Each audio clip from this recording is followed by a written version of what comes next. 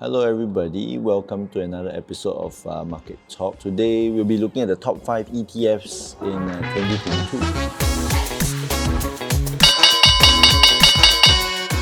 So the top 5 ETFs are actually ETFs that are neither inversed or leveraged. They have more than 1 billion asset under management. Thereafter, the top 5 were chosen based on their year-to-date total returns as of 30th of November 2022. So not surprisingly, all of these are actually from the energy sector, probably due to the high oil and gas prices that we've been facing in 2022. So firstly, what is an ETF? Alright, so an ETF is basically just a basket of investments like your stocks or your bonds, but what it allows you to do, it lets you invest in all of these whole basket of stocks at one time.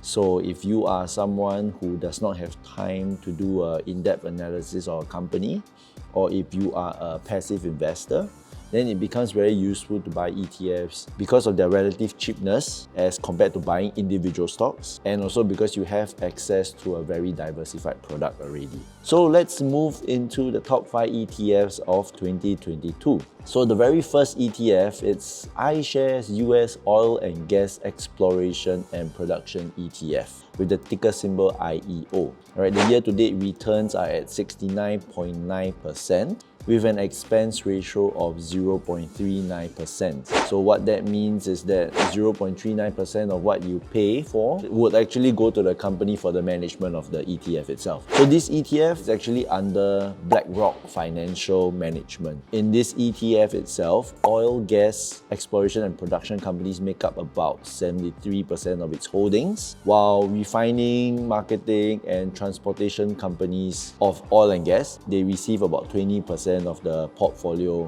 allocation. So just so you know how it's broken down. The fund also does not focus solely on growth or value or mid-cap or large-cap companies. They basically invest in many companies in a variety of sizes, okay, in all the companies within the sector itself.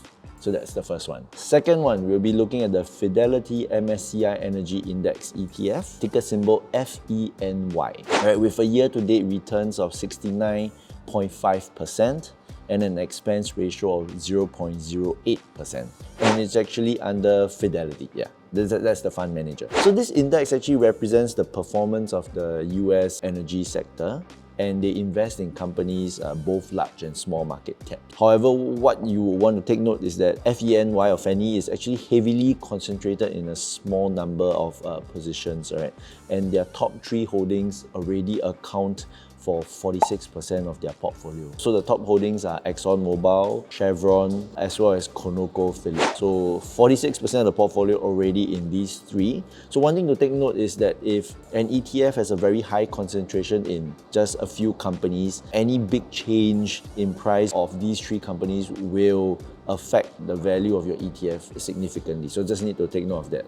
Next one, we're looking at Energy Select Sector SPDR Fund or XLE with a year-to-date returns of 69.5%, expense ratio of 0.1%. The fund manager here is State Street. So XLE portfolio focuses on very much large cap energy stocks. Oil, gas and consumable fuel stocks make up a very large majority of the portfolio at about 91%.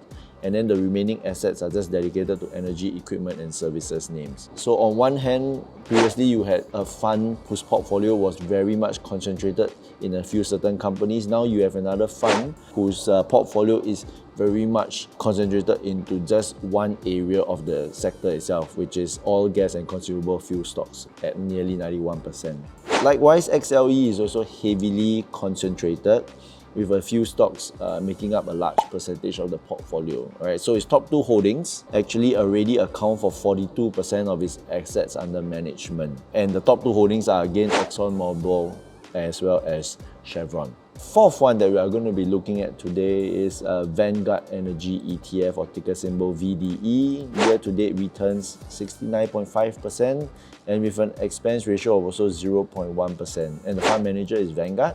Vanguard Energy ETF seeks to track the performance of the MSCI US Investable Market Energy 25/50 index. It's basically a broad-based index of all energy stocks. Just to note that this ETF invests in a large variety of stocks, multi-cap, not just large or small. This seems very much more diversified than the previous two that I've just mentioned. And the very last one that we'll be talking about is iShare US Energy ETF, ticker symbol IYE, with a year-to-date returns of 67.6% and an expense ratio of 0.39%. The fund manager is BlackRock Financial Management, and what they have is that integrated oil and gas companies account for about 41% of their assets under management. After that, followed by oil and gas exploration and production companies at 29%. So this fund is primarily focused on value stocks, and its holdings are concentrated on a small group of companies. And its top 3 holdings, again, which account for nearly half of its assets under management: ExxonMobil, Chevron, and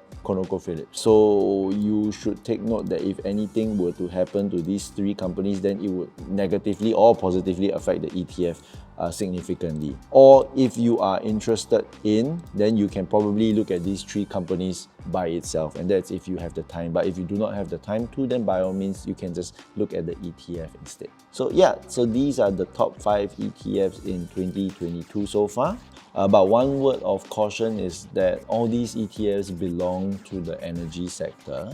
And one thing to take note is that the oil, specifically the oil segment of the energy sector, the oil and gas segment, tends to be cyclical, where prices sometimes are actually controlled, or rather can be subject to geopolitical influences. So you might not know when the next boom or the next bust price cycle would actually take place. So do invest with caution or due diligence. And if you are interested to learn more on how to do your own due diligence, then look out for the next VIA masterclass, so that you will be able to learn what to look out for in terms of an ETF, or also in terms when you evaluate a company. If not, that's it from me today, and see you.